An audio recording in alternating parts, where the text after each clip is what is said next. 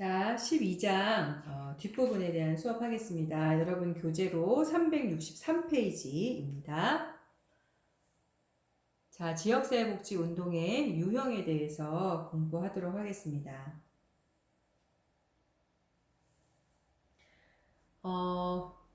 현재 우리나라의 지역사회복지운동은 운동의 쟁점, 즉 사회복지 문제 또는 주민의 욕구 충족이라는 기준에 근거할 경우에 크게 두 가지로 분류할 수 있습니다. 하나는 지역사회를 중심으로 하는 사회복지운동, 즉 지역사회 주민의 복지와 관련된 주민운동이고요. 다른 하나는 직접적인 지역성과는 관련성이 약하더라도 사회적 이슈 차원에서 사회복지 문제를 운동의 쟁점으로 설정하고 있는 이슈 중심의 지역사회복지운동입니다. 그러나 이 구분은 규범적이고 운동이라는 것은 지속적으로 변화해가는 특성이 있기 때문에 실제로는 상호 결합된 형태로 나타날 수 있습니다. 다만 우리가 이 12장에서는 지역사회복지운동의 유형을 이해하기 위해서 좀 두 가지로 나누어서 살펴보도록 하겠습니다. 먼저 첫 번째, 주민 참여와 지역사회복지운동입니다. 일반적으로 주민운동은 지역 내에서 생활 근거지를 갖는 주민이 주체가 되어서 주민으로서 일상 생활상의 요구와 이것에 대한 궁극적인 해결을 위해서 전개해 나가는 대중운동으로 정의할 수가 있습니다. 이러한 정의에서 몇 가지 중요한 요소를 발견할 수 있는데요. 첫 번째는 주민운동은 주민의 생활 근거지로서 지역사회를 기반으로 하고 있다는 점. 두 번째는 운동 주체를 주민으로 설정하고 있다는 것. 세 번째는 지역사회 문제 해결을 위해서 목적 지향적이라는 점. 그리고 네 번째는 주민운동은 사회운동의 일환이라는 점입니다. 지역사회복지운동의 형태를 주민 조직화라는 관점에서 보면 크게 네 가지로 분류할 수가 있는데요. 외부 자극을 통한 조직화, 프로그램 중심의 일상활동, 그다음에 공동체 형성과 마을 만들기, 또 제도 변화를 위한 노력, 이런 것들입니다. 주민 조직화에 따른 지역사회 복지 실천의 형태에 대한 장단점에 대한 내용을 우리가 여러분 교재에 보면 표로 잘 정리가 되어 있습니다. 그게 이제 이 표인데요. 이 표를 좀 잠깐 살펴보겠습니다. 먼저 첫 번째, 외부 자극을 통한 조직화입니다. 외부 자극을 통한 조직화는 지역사회 주민의 이익을 현저히 침해하는 정책 등에 대해서 주민이 자신들의 권리를 주장하는 그런 조직운동입니다. 예를 들면 빈민지역에서 강제철거를 당할 일이 있다. 그러면 이 강제철거에 저항하는 철거민을 조직화한다든가 또 핵 폐기장 설치 반대운동 이라든가 쓰레기 소각장과 같은 혐오시설에 대한 입지를 반대하는 주민운동을 조직화한다는 것 등이 이제 대표적이라고 할 수 있습니다. 이러한 경우는 지역사회 주민이 자발적으로 주체가 되어서 활동을 하는 것이고요. 정치적인 영향력을 행사하기도 합니다. 그러나 이러한 유형의 활동에는 주민의 대중적인 참여가 이루어지고 정치적인 영향력이 강하게 발휘되기는 하지만 지역 주민의 요구가 과연 공공성을 확보하고 있고 지속적으로 지역사회 발전에 기여할 수 있는가라는 점은 좀 명확히 해야 됩니다. 그래서 여기 써있다시피 장점은 대중적이고 대중적 정치력을 형성할 수 있다는 점이 있지만 단점으로 반면에 일시적이고 사안이 끝난 이후에는 주민 조직이 지속되기는 좀 어렵다라는 것을 들었습니다. 그 다음에 두 번째는 프로그램 중심의 일상활동인데요. 프로그램 중심의 일상활동은 저소득 지역에 방치된 아동을 대상으로 하는 프로그램, 또 주민도서실, 또 주부를 대상으로 하는 시민대학, 복지학교 등의 다양한 형태들을 이제 여기서 속한다고 할 수 있는데요. 이러한 활동 방식은 대체로 주민의 문화적, 사회복지적 욕구를 충족해주는 등의 활동을 주요 내용으로 하고 있어서 주민을 큰 부담 없이 조직의 활동에 참여시킬 수 있다는 것이 좋은 장점이 될 수 있습니다. 그리고 지속 가능한 프로그램의 운영과 발전을 도모할 수 있다는 점도 가지고 있는 장점이라고 할 수 있어요. 그러나 반면에 이런 방식의 활동은 지역의 각종 이슈에 대해서 주민이 주체적으로 대응하기는 어렵다라는 단점이 있고요. 또 최근에는 이러한 문제점을 극복하기 위해서 주체적인 참여를 이끌어내는 노력을 강구하고는 있지만 어쨌든 지역 현안에 대한 이 구성원들의 대처가 미흡하고 주민 주체를 세력화하는 데는 좀 어려움이 있더라라는 거고요. 그 다음에 세 번째 형태는 공동체 형성과 마을 만들기라는 건데요. 작은 근린 지역의 주민이 모여서 상호 간의 친목을 도모하고 이를 위해서 복지 실천을 수행하는 사례가 여기에 해당됩니다. 예를 들면 살기 좋은 아파트 만들기 모임, 또 마을 문고 만들기 모임 등과 같이 일상적인 주민 모임을 통해서 지역 공동체를 형성해 나가거나 나눔과 보살핌 운동 등의 지역복지 실천 활동을 전개하는 것이 여기에 속하고 소집단 활동을 통해서 자신들만의 이해를 추구하기보다는 지역사회 전체에 영향을 미칠 수 있는 프로그램을 의도적으로 계획하고 추진하고 있습니다. 그래서 이 공동체 형성과 마을 만들기는 주민 공동 참여가 활성화됐다라는 좋은 점은 있지만 반면에 자기들끼리만 뭐뭐 한다라는 고립성의 위험도 있고 그래서 거기에 새로운 사람이 끼어들려고 하면 좀 대중적인 참여에 어려움이 있고 하는 것들이 좀 큰 단점이라고 할 수 있습니다. 그 다음 네 번째가 제도 변화를 위한 노력인데요. 제도 개선을 통해서 지역사회의 변화를 추구하려고 하는 형태가 여기에 속하는데요. 주민이 직접 참여해서 지역사회 복지 정책이라든지 제도의 변화를 위한 조직화 활동을 말합니다.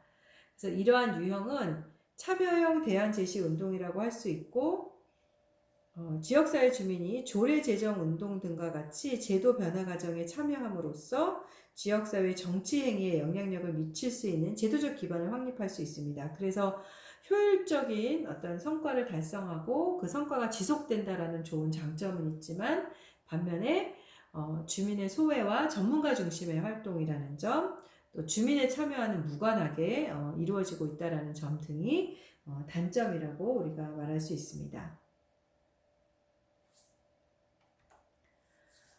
그 다음에 이제 두 번째가 이슈 중심의 지역사회복지 운동인데요. 문제 또는 이슈 중심의 사회복지 운동은 지역사회를 근거로 하기보다는 특정한 사회복지 문제라든지 또 혹은 사회복지와 관련된 이슈를 중심으로 시민운동 차원에서 접근하는 사회복지 운동이라고 할 수 있습니다. 이러한 유형의 사회복지 운동은 1990년대 이후에 다양한 방향에서 발전하기 시작했죠. 사회복지 운동의 특징을 보면 무엇보다도 운동의 주체라든지 활동 범위가 점점 확대되는 것을 볼 수 있습니다. 예를 들어서 장애인이나 노인이나 혹은 산재 노동자 등의 그런 부문별 복지 대상자의 주체적인 투쟁이 조직화되고 활동 범위도 넓어졌고 또 경제적인 실천 시민연합, 우리가 흔히 얘기하는 경실련이라고 하는 단체라든지 참여연대 등과 같은 그런 시민운동 단체들이 사회복지 운동에 조직적으로 참여하기 시작했습니다.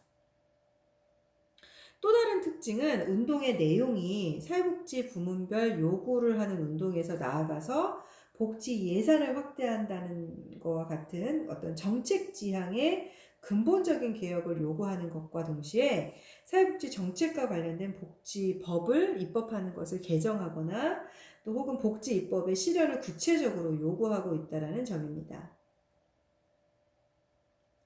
최근에 지역 비전을 어떻게 만들어 나갈 것이며 또 어떤 가치에 입각해야 할 것인가 라는 문제의식 하에 복지 예산을 포함해서 지방정부의 예산 수립 및 집행에 적극 개입하고 참여하려고 하는 목적으로 전개되는 예산 참여 운동이라는 것이 있는데요. 이 예산 참여 운동이 새로운 시도라고 할 수 있습니다.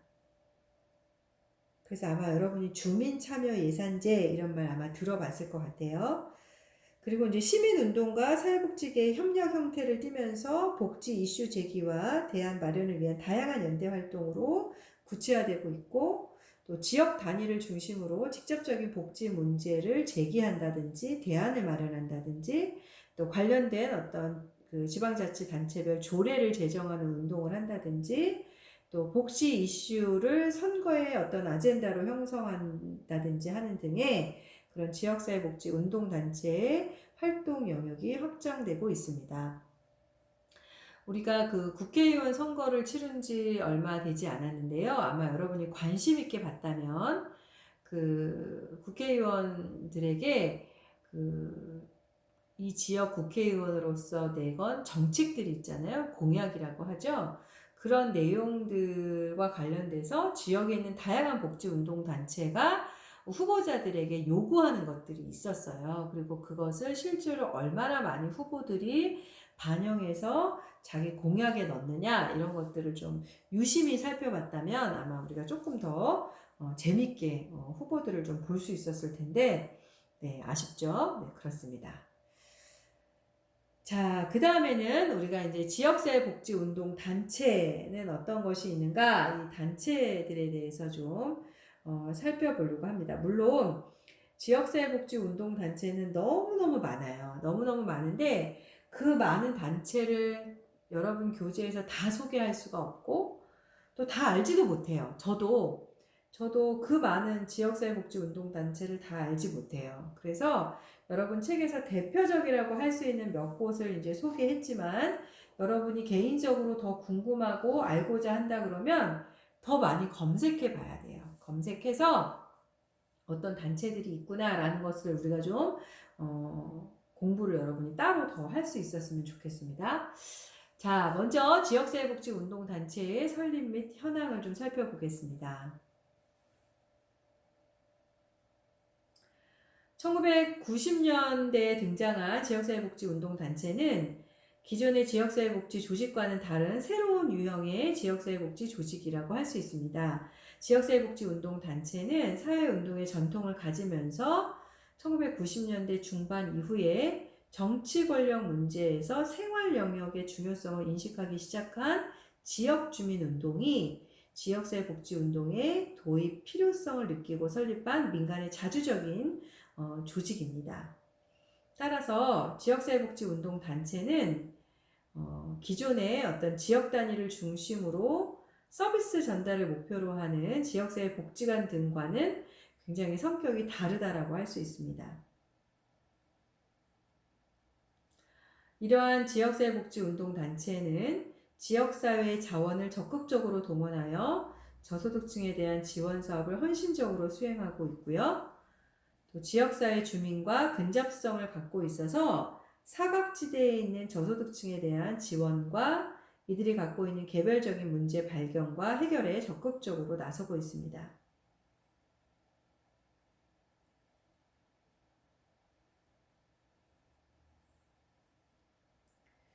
또한 정부에 대한 상대적인 독립성을 바탕으로 지역복지 정책 개발 사업, 또 사회행동형 사업을 통해서 포괄적 의미의 지역사회 복지 증진을 위해서 노력하고 있습니다.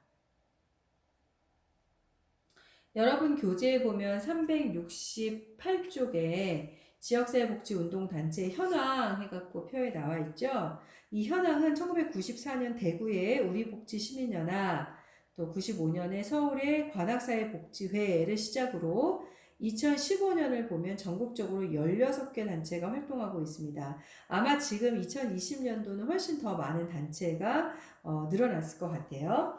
이러한 단체의 활동 유형으로는 주민운동 조직형, 복지 이슈형, 정책 참여형 등으로 분류할 수 있고, 활동 내용 및 전략은 지역사회 실정에 따라서 굉장히 다양하게 나타나고 있습니다.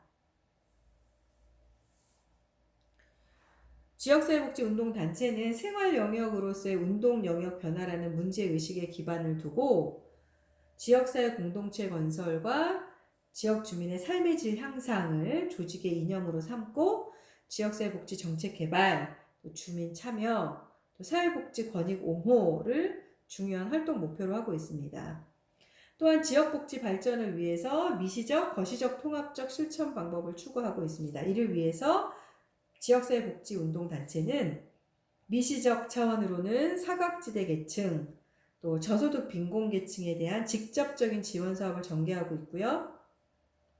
좀 더 넓은 의미의 거시적 차원으로는 지역복지 정책의 개선과 제안, 또 지역 주민 및 사회적 약자의 복지권 실현을 위한 사회복지 운동 이런 것들을 전개하고 있습니다. 또한 미시적, 거시적 차원의 지역복지 발전을 위해서 지방정부나 사회복지기관, 단체 간의 지역사회복지 네트워크를 형성하고 있고, 실제로 여러분이 나중에 취업을 해서 사회복지 현장에 나가서 일하다 보면 이런 시민 지역사회복지 운동 단체들과도 네트워크를 해서 만날 기회가 굉장히 자주 있을 것입니다.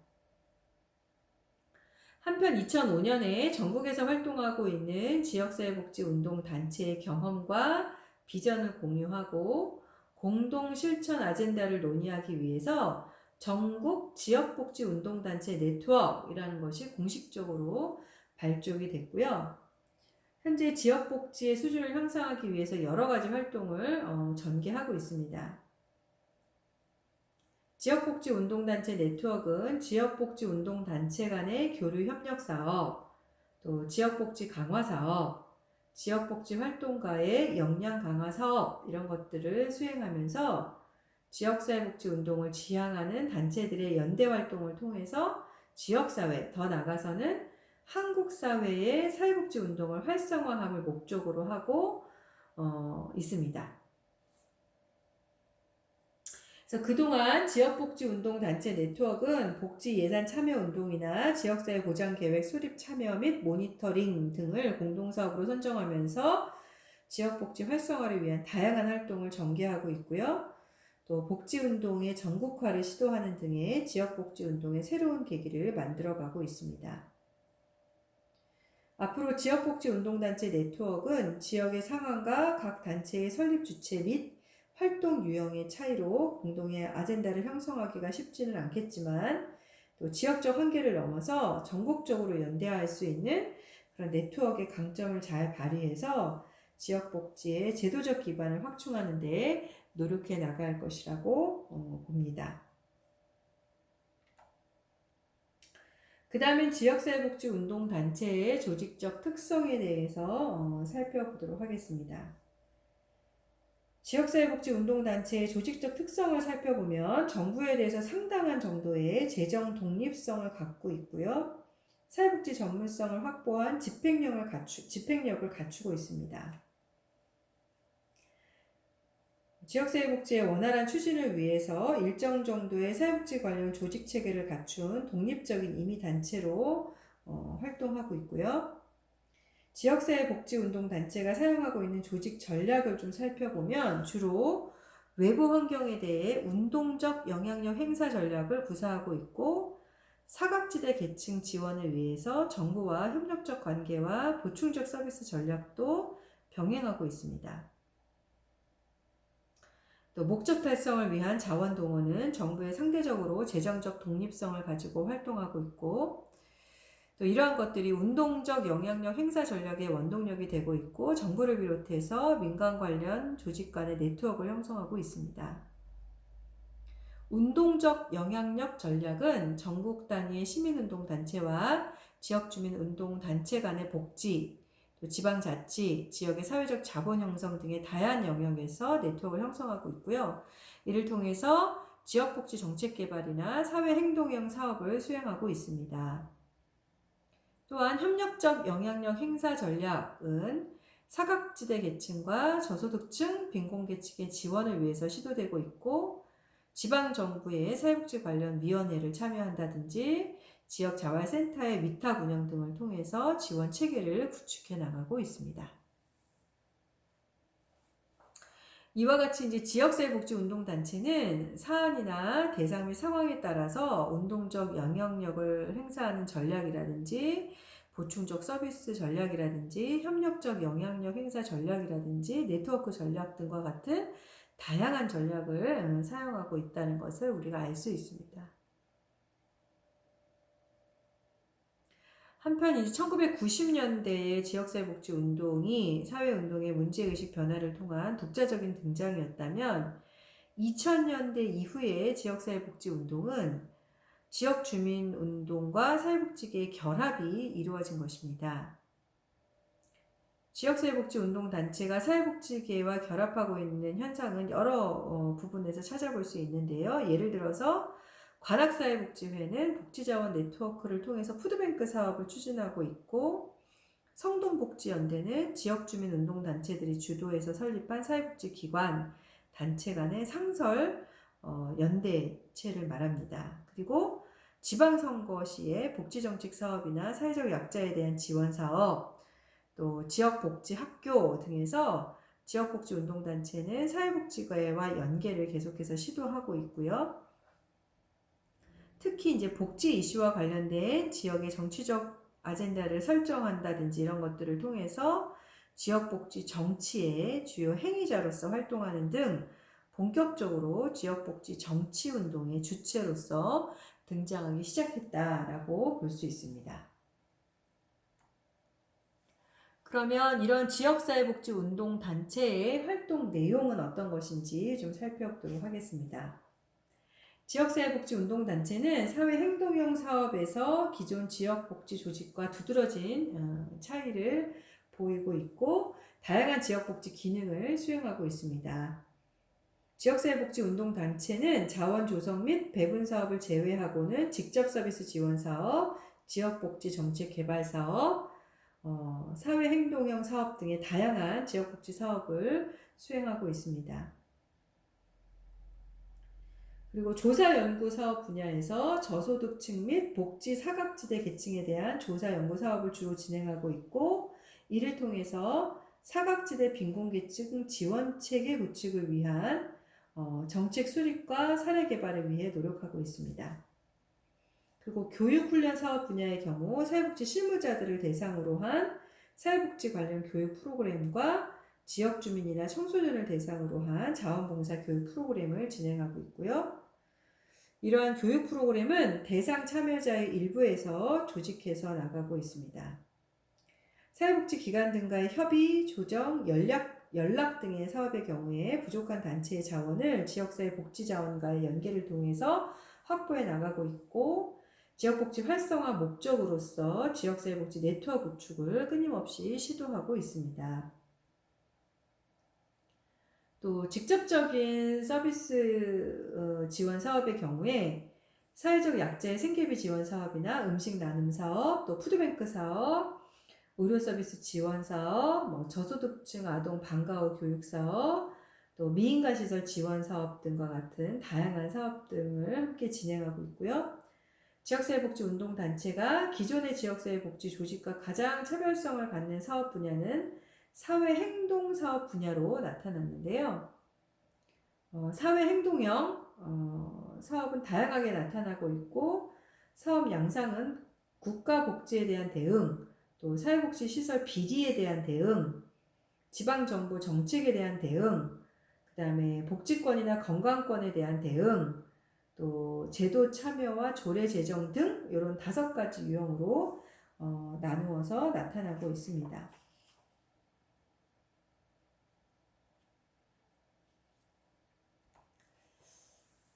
마지막으로 지역사회복지운동의 과제는 어떤 것이 있는지 살펴보겠습니다.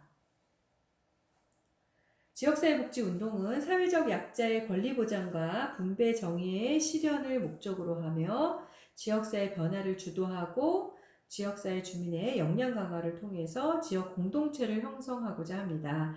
그래서 이러한 지역복지운동의 과제를 살펴보면 여러분 교재에 한 5가지 정도 소개하고 있습니다. 첫 번째, 지역사회 조직화 과정에서 운동의 성과를 높이기 위해서는 지역 주민의 적극적인 참여를 유도할 수 있는 다양한 프로그램과 전략을 개발해야 하며, 또 지역사회 활동가를 비롯한 사회복지 전문가와 실무자의 결합과 연계 활동을 강화해 나가야 한다는 것입니다. 두 번째는 지역사회 복지운동의 정착 및 확대를 위해서는 사회복지계와 시민운동 간의 연계와 협력, 그리고 지역사회복지 관련 조직 간의 네트워크를 구축해야 합니다. 복지 문제는 지역사회의 삶의 질과 관련되고 또 지역사회복지의 확충 그 자체가 지역사회 발전에 굉장히 중요한 지표가 될 수 있을 것입니다. 세 번째 과제는 지역사회복지 운동이 지역에서 뿌리를 내리고 지역사회복지의 변화를 주도하기 위해서는 복지에 대한 지역사회 주민의 인식의 전환, 그리고 대중적인 지지 기반 이런 것들을 확보해야 합니다. 전반적인 사회개혁 운동과의 상호 연관성을 확보하고 신뢰하고 지속적인 프로그램을 전개할 수 있도록 또 시민의 어떤 지역에 있는 다양한 시민사회 운동과의 결합 이런 것들을 통해서 대중적 기반을 확충하는 것은 굉장히 필수적인 과제라고 할 수 있습니다. 네 번째, 지역사회복지 운동의 전문 역량을 강화해야 합니다. 복지 문제를 비롯한 지역사회 문제 해결 과정은 전문성과 결합될 때 더욱 효과가 있습니다. 복지 이슈의 가치와 비전을 추상적 구호 수준을 넘어서 더 구체적으로 제시함으로써 지역 주민의 복지 체감도를 증진할 수 있어야 할 것입니다. 마지막으로 다섯 번째 과제는 복지 수요자 중심의 자조집단의 조직화와 조례 제정 운동 등과 같은 지역사회 복지 정책에 영향을 미칠 수 있는 제도적인 여건을 마련하기 위해서 노력해야 한다는 것입니다. 또한 지방정부의 복지정책 추진에 대한 견제와 감시 기능을 강화하고 지역복지의 아젠다 형성 등 지역복지 정치가 작동될 수 있는 사회적 기반을 확충하는 데 노력을 기울여야 한다는 것이 지역사회 복지운동이 가지고 있는 마지막 과제라고 할 것입니다.